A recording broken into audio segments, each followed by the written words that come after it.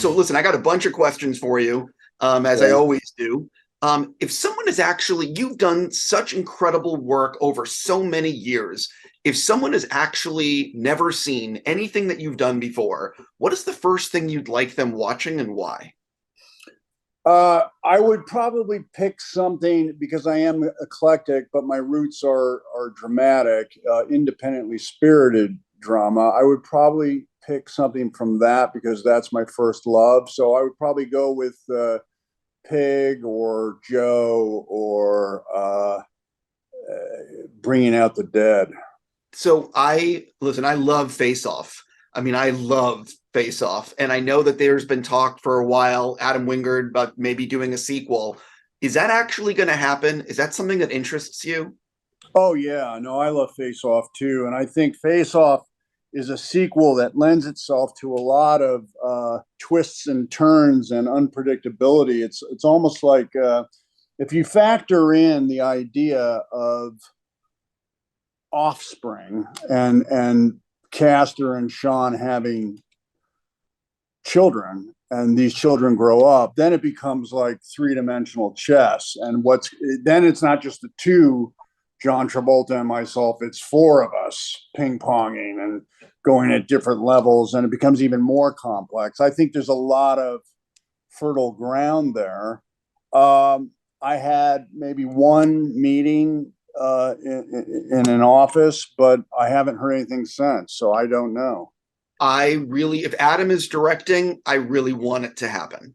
Me too. He's great, and I think we share similar tastes. We have similar sensibilities. I liked everything he did with Godzilla and Kong, and I think that he's smart. You know, he has respect for cinema and various kinds of iconography. So I think it would be great.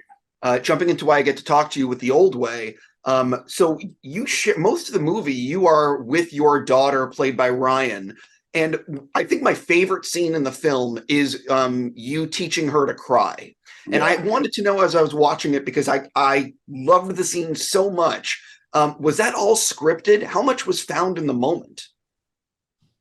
No, that was all in the script, and we can credit Brett Donowho for that. I thought it was a terrific scene too. In fact, that was one of the scenes that made me decide to jump in and make the movie. Outside of being my first Western and wanting to put that hat on after 45 years of doing this, but you know, to me, at the heart of this story is a family drama. My favorite genre is family drama. Yes, it's framed in the location and the period and the clothing of the traditional Western, but at the heart of it, it's a story of a father and a daughter who are both social misfits, who are both trying to act like they belong in society, trying to act like they can feel and cry, trying to act like they can laugh at somebody's jokes, but they really don't have that. I don't know what the condition is. It's never explained in the movie. And they both have a propensity towards violence. But the idea that this family of Colton and Brooke go through a tragedy, go on the road together and learn to love that was compelling to me. And that scene in particular that you cited, that to me was, yes, it's sad, but at the same time, it's hilarious because Ryan is so good in that scene when she's trying to intentionally, she had to intentionally act bad to act like she's a great actor who's trying to act like she can't act to fit into society. And I thought it had a lot of heart. To be honest with you, I laughed a lot watching it, like out loud laughing. Well, so was I, and they had to cut around my laughter. She knew I was cracking up because I liked her fake crying so much. She's so talented, Ryan. I mean, she really is. For her age, the depth, the complexity, the maturity that she has in film performance is quite something to behold. I think we're going to be seeing a lot of her. I hope so. Had you actually been offered Westerns prior to this and just said, I don't want to do it? Or I mean, because it's a genre that is, anyway, let me just stop with that. I don't recall any Westerns being offered to me. I don't recall it at all. I really don't. I don't know. I think I would have looked at any Western very seriously. To me, it seemed like an easy match. People laugh when I say I grew up in California. I live in Nevada, but my point being, it wouldn't be such a leap, like as if someone was inviting me to portray medieval England, that I can understand people may wonder, but in this case, it was like, well, this area, I understand that. I feel like I speak with a bit of a Mojave drawl, I mean, it seemed like an easy match to me. And I am mystified that it took this long to happen, but I'm glad it did.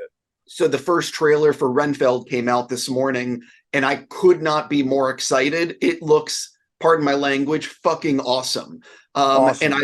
And I love your look in it. And Robert told me that it was your idea to wear all the rings in the film. And I'm just curious, could you talk a little bit about coming up with the look of Dracula?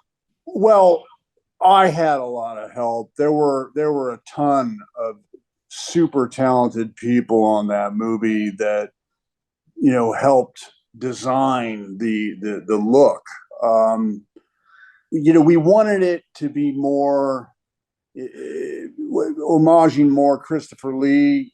I favored Christopher Lee as Dracula, and I liked his kind of 60s hairdo. And but the wardrobe, the costume, and no, I didn't come up with the idea for the rings. That all came out of a wardrobe. They came in with all that. Maybe they sensed something in me that I would like that, but that was really that was their contribution. What is it like? Because you've done so many roles through your career. What is it like getting the phone call? Hey, we're making a movie and we want you to play Dracula. Right. Well, first of all, I don't know how you say no to Dracula, but two things come to mind. One, it's a character. He's a character that's been done well many times and been done poorly many times. So you want to be on the side of doing something well, and also you want to be on the side of doing something fresh and something that pops. And to me, because the movie's really not about me, Dracula rather, I don't have a lot of screen time. It's really Nick Holt's movie, and it's about Renfield. I didn't have the time, like the 2-hour narrative, to really dig deep into Dracula's pathos per se. It's not that, but I did have enough screen time to be able to try to develop a pop art style to the character that hopefully will be a nice contribution to the other performers that have done it, that have had their take on this legendary character in both literature and cinema. On that note, I need to stop. Sir, I always want to thank you so much for giving me your time, and I wish you nothing but the best. Thank you so much. Take care. Have a great day.